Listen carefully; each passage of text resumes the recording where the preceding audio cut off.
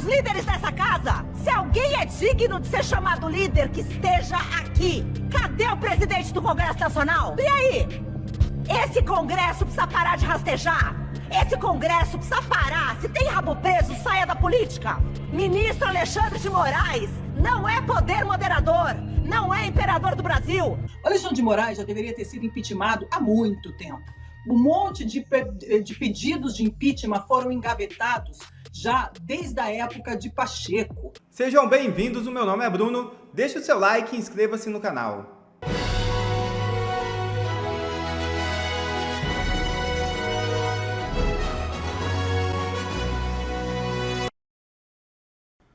Câmara aprova pauta bomba após decisões de Lula e Moraes. Deputados aprovaram um projeto que pode gerar impacto de 30 bilhões. É isso mesmo. Em uma sessão tumultuada e marcada por reações ao Executivo e ao Judiciário, a Câmara dos Deputados aprovou na noite desta quarta-feira um projeto que autoriza a concessão de crédito subsidiado de até 30 bilhões de reais para o agronegócio, com recursos do Fundo Social do Pré-Sal. A proposta é considerada uma pauta-bomba por ampliar significativamente as despesas da União, agora segue para o Senado. A votação ocorreu poucas horas após dois episódios que causaram incômodo entre os parlamentares. O anúncio do veto do presidente Lula ao projeto de ampliação do número de deputados federais e a decisão do ministro Alexandre de Moraes do Supremo Tribunal Federal de restabelecer o aumento do imposto sobre operações financeiras, revertendo uma deliberação anterior do Congresso. O que posso afirmar é que após essas decisões, o clima esquentou bastante na Casa Legislativa. Vejam o vídeo. Ministro Alexandre de Moraes não é poder moderador. Não é imperador do Brasil. O que esse Congresso vai fazer? Eu tô morrendo de vergonha. Que subserviência é essa? Cadê os líderes dessa casa? Se alguém é digno de ser chamado líder, que esteja aqui. Cadê o presidente do Congresso Nacional? E aí? Esse Congresso precisa parar de rastejar. Esse Congresso precisa parar. Se tem rabo preso, saia da política. Votar, projeto, criando fundo público. Vamos ter vergonha na cara? Ministro Alexandre de Moraes não é poder moderador, não é imperador do Brasil. Passou da hora da CPI do abuso de autoridade entrar em cena. Passou da hora dessa pouca vergonha acabar. Cadê a dignidade desse Congresso, pelo amor de Deus? O que eu acho um absurdo é essa casa deixar fazer o que quiserem. Passar por cima, em conluio com o governo. Isso daqui não tem que ser votado. Não tem que ser votado. E parlamentar que honra o broche não tem que votar isso.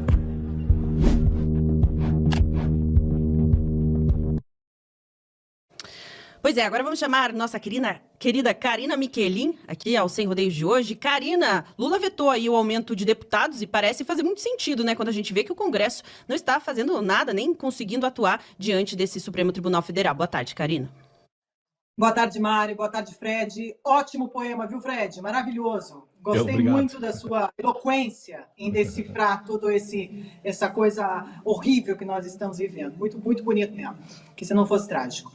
Mas olha só, o Congresso nós temos ali 503 deputados, 81 senadores e 594 pessoas inúteis que não podem fazer e não fazem absolutamente nada. Agora não podem mesmo, porque já passou da hora. Mas já não fizeram quando deveria ser feito. Quando começava a ter o primeiro sinal de interferência de um Supremo Tribunal Federal, ali já deveria ter dado o limite de dizer aqui, não, isso vocês estão abusando do poder, né, da nossa república, do nosso governo, do que é estipulado através da nossa Constituição. Mas isso não foi feito. Eles continuaram indo adiante, achando que negociando com o seu algoz teria resultados. Óbvio que não teria resultados, porque o algoz ele vai continuar escalando cada vez mais. A partir do momento que você não dá um basta na primeira vez, é igual a mulher quando apanha. A mulher começa apanhando. Ah, não, foi um tapa na cara. Depois aquilo vai escalando. Depois você começa a ser espancada pelo marido até chegar à morte e aí já não tem mais o que fazer. O basta tem que ser feito, a denúncia tem que ser feita. O Alexandre de Moraes já deveria ter sido impeachmentado há muito tempo. Um monte de pedidos de impeachment foram engavetados já desde a época de Pacheco. Pacheco sentou em cima dos pedidos de impeachment de Alexandre de Moraes, foi conivente com esse movimento. E agora ele continua, né, através de Hugo Mota e Davi Alcolumbre, que continuam nesse conluio ali, fazendo a gestão desse morde-a-sopra, do qual todo mundo, o Congresso não tem nenhuma validade, não tem nenhuma valia, não serve para absolutamente nada nesse momento. Agora, o Lula vetar essa questão de não aumentar os números de deputados, isso daí não passa de barganha também. Não passa de barganha, porque, na verdade, o que ele queria, ele teve, que foi ali voltar para o IOF. Então, Brasília é um balcão de negócios, nada está sendo feito para o bem da população, ou porque a população tem que ser defendida, tem que ser protegida, tem que ser tutelada. Tudo isso é mero retórica desse regime que usa o tempo todo o escudo da população, sobretudo os mais vulneráveis, para emplacar regras e teorias que são liberticidas. E é isso que vem escalando no Brasil. Agora, obviamente que não serve para nada. A folha de pagamento é extensíssima. A quantidade de dinheiro colocado nessa quantidade de congressistas é enorme. E esses congressistas não fazem o trabalho de casa. Eles não foram capazes nem mesmo de vetar leis absurdas. Não foram capazes de bloquear o Marco Civil. O Marco Civil que foi colocado na mão do STF, que numa canetada também decidiram, porque usaram, né, do subterfúgio, dizendo que o Congresso não estava agindo em relação ao Marco Civil, e como exigia uma celeridade nesse processo, eles iriam intervir nas decisões do Marco Civil. Pois bem, o que aconteceu? Não adianta ficar fazendo vídeo para a internet. Aqui tem que ter uma logística, tem que ter uma organização. Deixem aos jornalistas fazerem o trabalho de jornalista. Deixa os influenciadores fazer o trabalho de influenciadores. E os políticos façam os políticos. Decidam suas coisas através do Congresso, do plenário e através dos mecanismos e das ferramentas que ainda, não sei se possuem ainda em mãos. Deveriam ter feito isso antes. Não foi feito. Teve essa escalada, agora vejo muito difícil uma resolução doméstica nessa conjectura que foi criada dentro do Brasil. O Alexandre de Moraes não está nem aí para o Congresso, já está muito mais que claro isso daí. Lula está usando de todo esse poder de Alexandre de Moraes, que antigamente tinha até o Boulos, né, que dizia Boulos, Gleisi Hoffmann e toda essa ala radical petista que sempre criticaram Alexandre de Moraes e sempre disseram que ele era um fascista e que não deveria ocupar nem mesmo a cadeira de ministro. E hoje estão aí aplaudindo pelas decisões monocráticas de Alexandre de Moraes numa conivência indigna de tudo isso, indigna, que não deveria estar acontecendo. Então, hoje o PT está de mão dadas com esse regime, mas, repito, não é eterno, porque vai chegar um momento que vai existir um ponto de colisão ali também entre eles, porque Alexandre de Moraes, como se diz aqui na Itália, não guarda em faccia a nessuno, ele não está nem aí, ele não vê a cara de ninguém, ele está só fazendo o dever de casa, que não foi dado por alguém dentro do Brasil, mas seguramente de alguém de fora para que ele executasse toda essa quebra e essa ruptura que está sendo feita dentro do Brasil de hoje. Olha, ainda tem muita água para passar embaixo desse molino, né? A gente está só observando o que está acontecendo, mas os congressistas, sim, têm culpa, e muita culpa, de tudo isso que está acontecendo hoje no Brasil. Os nomes deles serão elencados ali numa lista extensíssima daqueles que, de fato, colaboraram para que um regime nefasto fosse implantado no Brasil. É uma vergonha, uma vergonha. É mesmo, Karina. E olha só, agora a gente vai acompanhar aqui mais uma fala, né, um pronunciamento do ex-presidente Jair Bolsonaro no Congresso. Aconteceu faz pouco tempo. Vamos acompanhar aqui, já já a gente discute sobre isso. Vamos ver. O Trump quer liberdade. É a primeira emenda da Constituição americana. Liberdade de expressão. Ele quer isso. Ele não quer saber de injustiças. E o meu processo já está no mundo. O mundo já entendeu que é uma farsa. Não é um julgamento fazendo comigo, é um linchamento. Recordar o que fizeram contra mim, até tem um vídeo que eu acho que eu falei ontem aqui, não sei, foi na Poder 360, na CNN. Acusar de tudo, só faltou me acusar de engravidar uma baleia. Presidente, pesquisa Quest mostra que 72% dos brasileiros acreditam... A gente viu aí, né, novamente, Bolsonaro deixando claro que toda essa ofensiva dos Estados Unidos está muito relacionada a uma perseguição política, né, Fred? Pois é, Mari, você veja, essa declaração do Bolsonaro está 100% ligada a essa decisão do ministro Alexandre de Moraes, envolvendo agora a questão do aumento do IOF. É um poder judiciário que faz o que quer, viola a Constituição, viola as leis e nada acontece.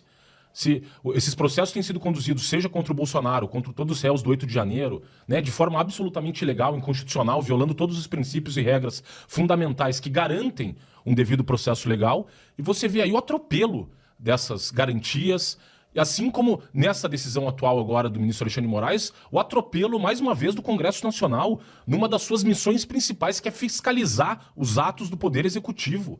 Quando o parlamento é criado, ele nasce justamente como reação aos desmandos do Poder Executivo. E no Estado democrático de direito, né, em uma democracia em que o poder emana do povo, que o exerce diretamente por meio de representantes eleitos, cabe aos deputados federais e aos senadores da República fazerem valer a sua autonomia, a sua prerrogativa, a sua independência ante os dois demais poderes da República. E, no entanto, você vê a covardia do poder legislativo brasileiro, que tem sido conivente com os desmandos, arbitrariedades, abusos do ministro Alexandre de Moraes, seja nesses processos que são, sim, caça às bruxas, já naquele processo iniciado contra o Daniel Silveira. Você pode discordar do que o Daniel Silveira falou, mas ele estava garantido pela imunidade constitucional de palavras, opiniões e votos.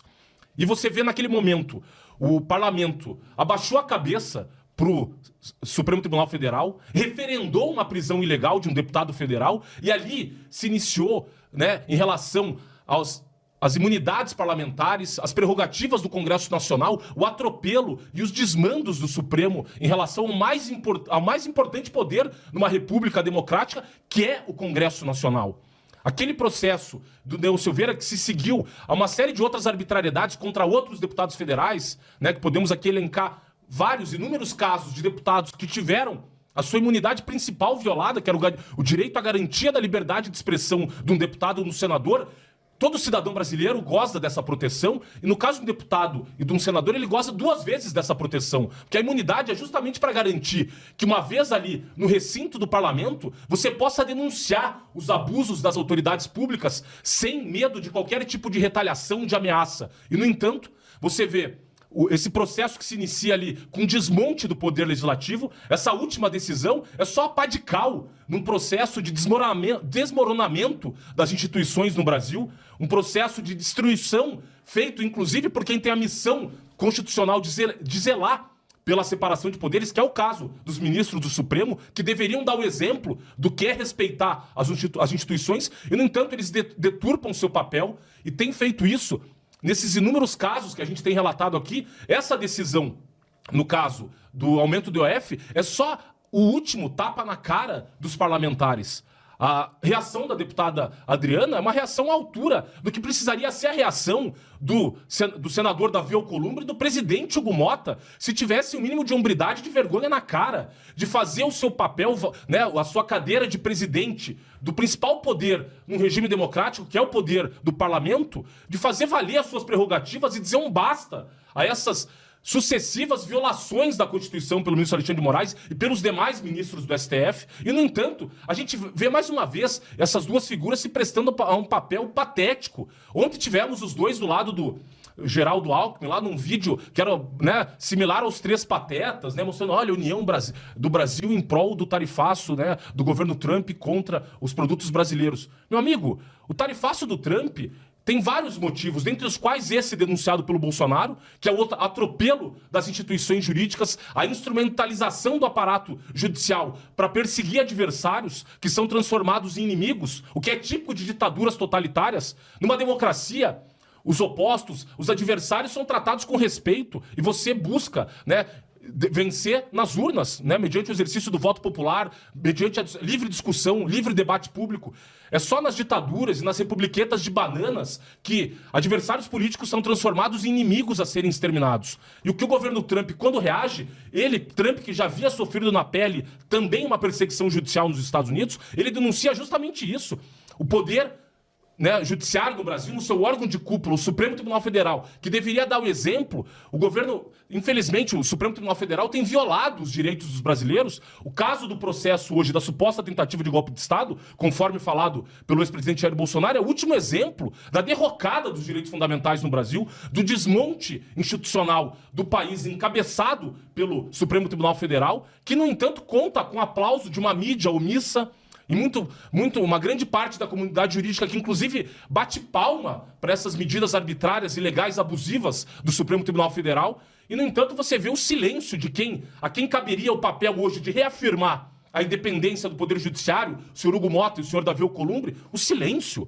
Eles não são dignos da cadeira de presidente das respectivas casas legislativas. É um absurdo você ver Hugo Motta, diante do que está sendo feito, de simplesmente, numa canetada, o ministro Alexandre de Moraes vai lá e rasga agora o artigo 49 da Constituição, numa associação aí de atropelo de uma série de artigos constitucionais. A gente tem falado reiteradamente aqui, dando inúmeros exemplos. É o artigo 53 da Constituição, que prevê lá as imunidades parlamentares. É o artigo 5º, que tem devido processo legal, contraditório, ampla defesa, né, o direito de acesso ao Poder Judiciário, dentre uma série de outras garantias fundamentais que têm sido suprimidas diuturnamente no Brasil, especialmente desde a instalação do inquérito das fake news em 2019. E, no entanto, o silêncio omisso, covarde do Poder Legislativo, que ou condescende com essas medidas arbitrárias do Poder Judiciário, quando, por exemplo, referendou no caso lá a prisão do Daniel Silveira, e agora o silêncio, né? Um silêncio covarde, uma omissão diante de mais um abuso do Supremo Tribunal Federal, que se comporta como um braço jurídico do governo Lula, um braço jurídico do PT, né? Uma instituição bolivariana, um Supremo Tribunal bolivariano, pois é isso que a Suprema Corte da Venezuela fez também, se substituiu ao Poder Legislativo, foi, ao longo do tempo ali, erodindo as liberdades fundamentais, inclusive dos parlamentares, num processo que chega no seu ápice na Venezuela com a inelegibilidade da deputada Maria Corina Machado, que teve que se esconder, né, para não ser mais presa e eventualmente enfrentar maus tratos na prisão. Então você vê a similaridade hoje do processo de erosão democrática do Brasil, que é muito similar ao que tem acontecido na Nicarágua, na Venezuela, que aconteceu em Cuba lá na década de 50. Então é preocupante, alarmante o que tem acontecido, e com omissão de a quem deveria, né, exercer sua independência e mostrar que o parlamento tem voz e vez no Brasil. Você vê o silêncio omisso do senhor Davi Alcolumbre, o senhor Hugo Motta, que o Hugo Motta, como bem lembrado pela Karina, estava mais preocupado em aumentar o número de deputados federais, porque o estado dele ia perder uma cadeira, o estado da Paraíba. Ele quer mais benesses. Ele que saiu uma reportagem no portal de notícias nacional de que teria 3 funcionários fantasmas no seu gabinete. Esse senhor não está à altura da cadeira da presidência da República, né? Então, caberia a ele, se tivesse o mínimo de hombridade, renunciar ao seu cargo. Se não de deputado, ao mínimo de presidente, e dar vez para alguém que naquela cadeira fosse se contrapor a esses abusos e desmandos do Poder Judiciário. Então você vê essa decisão do ministro Alexandre de Moraes, é mais um tapa na cara dos parlamentos e da sociedade brasileira, do povo brasileiro. Esse senhor, se o senhor Davi Alcolumbre também tivesse o mínimo de respeito pela cadeira que ocupa, pautaria um processo de impeachment do ministro Alexandre de Moraes. Há um pedido que reuniu mais de 3 milhões de assinaturas. O que precisa mais para demonstrar que a sociedade brasileira está de saco cheio desses desmandos do ministro, as ilegalidades, as prisões arbitrárias? Quantos casos não trouxemos aqui de pessoas que têm sofrido maus tratos, os réus do 8 de janeiro, a Débora lá do Batom, e múltiplos casos de brasileiros que têm sofrido maus tratos, prisões arbitrárias, ilegais, dificuldade de exercício do direito de defesa. Ontem, mais um exemplo lá, o advogado Jeffrey Chiquini, que teve caçado a sua palavra, também os advogados sendo atropelados nas suas prerrogativas, e o silêncio cúmplice do parlamento, a quem caberia, né, numa postura altiva, se contrapor a esses desmandos. E, infelizmente, essa fala do presidente Bolsonaro só revela o que já está escancarado para o mundo: uma disfunção da democracia no Brasil, uma deterioração das instituições, inclusive dito, lembro aqui por um banqueiro de investimentos hoje, Daniel Goldberg.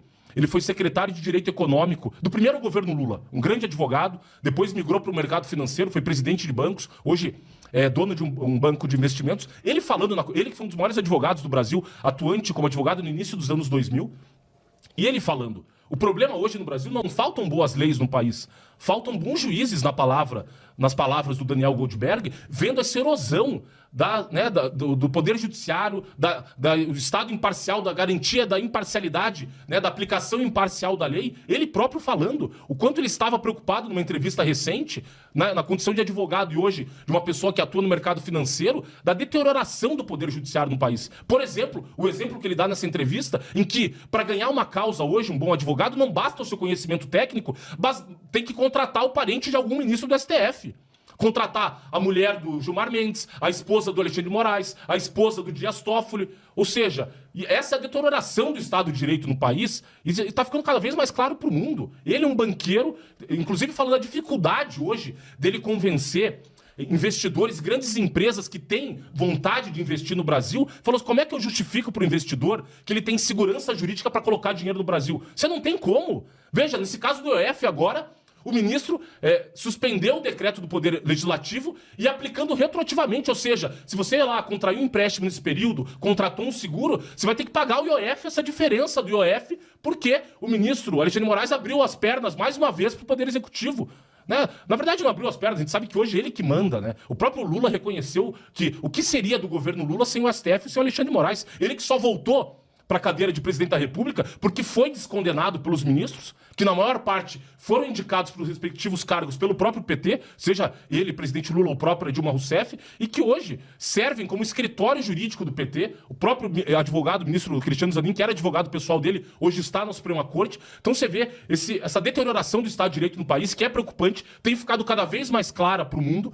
E essa questão do posicionamento do governo americano é justamente só constatar o óbvio. A The Economist já denunciou isso, Financial Times, Wall Street Journal. O que precisa mais para cair a ficha da sociedade brasileira de que esse desmoronamento das instituições não vai acabar em bom termo? Não acabou na Venezuela, não acabou em Cuba, não acabou na Nicarágua. Você pega regimes que foram se deteriorando ao longo do tempo e chega em algum momento que chega num ponto de não retorno. Temo que estamos chegando próximo disso e o resultado é funesto e os brasileiros lamentarão muito de não terem feito nada e agido a tempo para tentar conter de alguma maneira esse processo ou revertê-lo. Excelente, Fred. Olha só, aqui ele já ajusta aí. Ótimo, obrigada.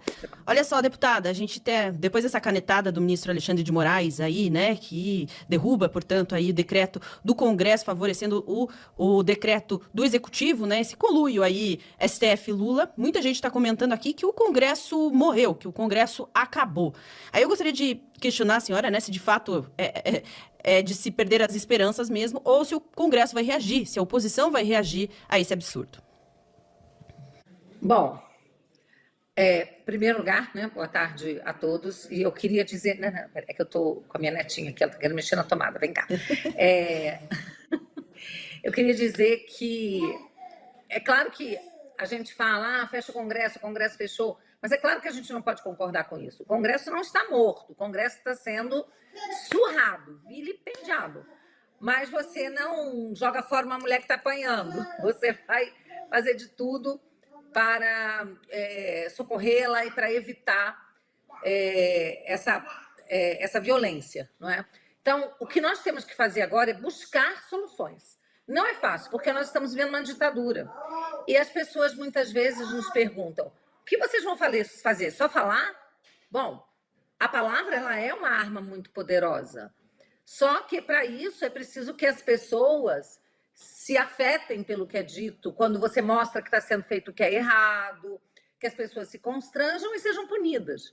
O problema é que hoje a gente fala, a gente mostra o que está acontecendo, a ditadura, e como em toda ditadura, os ditadores estão acima da lei, do bem e do mal, não é? Não são passíveis de qualquer punição. Então, a gente tem que continuar buscando ferramentas. E ontem, da tribuna, eu apontei a que eu considero a medida mais importante para a gente tomar agora, que vai ter uma eficácia, que é o fim do foro privilegiado. Não tem o menor sentido a gente ter esse foro privilegiado. O Supremo faz o que bem entende com isso, inclui na sua competência quem não tem foro privilegiado. Então, a gente tem que acabar com isso, porque isso se tornou, na verdade, uma forma de interferência draconiana do Supremo sobre o parlamento, porque você tem senadores e deputados que morrem de medo de serem incluídos em algum inquérito, de serem investigados, né?